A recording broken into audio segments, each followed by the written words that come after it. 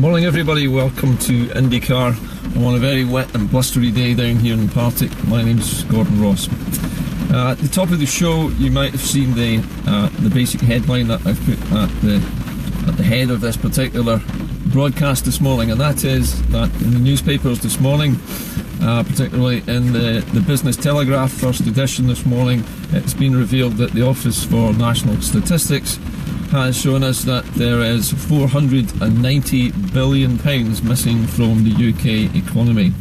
Now, £490 billion, £500 billion worth of cash missing from the UK economy. How did they manage to lose such an enormous amount of money and only now be able to reveal to us that it is in fact gone?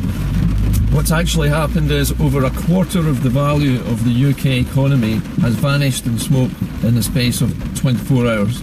Now, anybody in the right mind would believe that that's not possible, that money cannot just have vanished overnight. And in fact, it looks increasingly more likely that rather than the money having just disappeared, that this loss of value, this is the whole value of the UK economy taken as one giant package.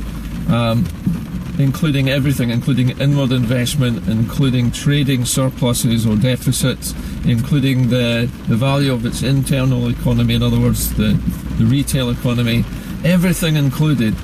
At one stage, we had supposedly over £400 billion of surplus.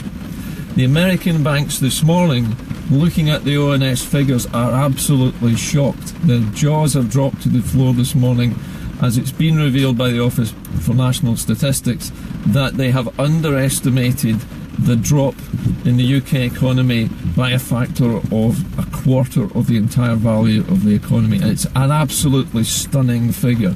To put this in some kind of context for you, that is something like 15 years worth of the Scottish Government's funding. So in other words, that's 15 years worth of Scottish economic development, economic activity. The next decade and a half's worth of Scottish funding has vanished from the UK accounts basically overnight.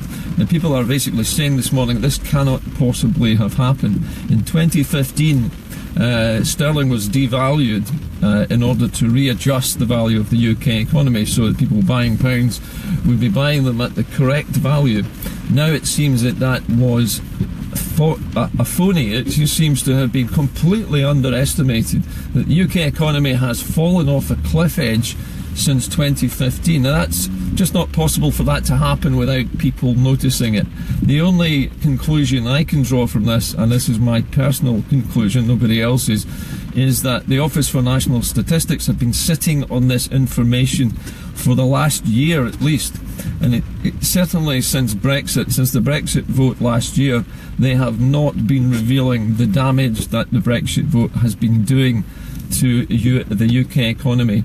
Now, another figure that came out of the article this morning in the Telegraph is that inward investment into the United Kingdom, I'm not talking about Scotland here, just the rest of the UK, has dropped to less than a quarter of what it was before. In other words, 3/4 of the inward investment going into the rest of the United Kingdom has simply stopped. People have stopped investing in the UK. Also, the foreign markets have stopped buying pounds. They are unloading pounds at a rapid rate, and American banks, particularly the ones who deal with large sums of money, where pension fund managers are buying pounds as a speculation against their value, are advising them now to stop doing this because they now feel that the pound may just simply go, because the way things are looking at the moment, the pound could drop by another 20%, is what foreign bankers are saying. Now, this has been concealed from the British public for the last year, as far as I can see. The Office for National Statistics are supposed to be independent, unbiased and fair arbiters. They're supposed to tell us the truth. But in this case, they've told us the truth after waiting for what appears to be 12 months. They've waited until now to let us know the bad news, that the UK economy is basically stuffed. It has had it. A quarter of its value has dropped off in a day, according to them. It's not physically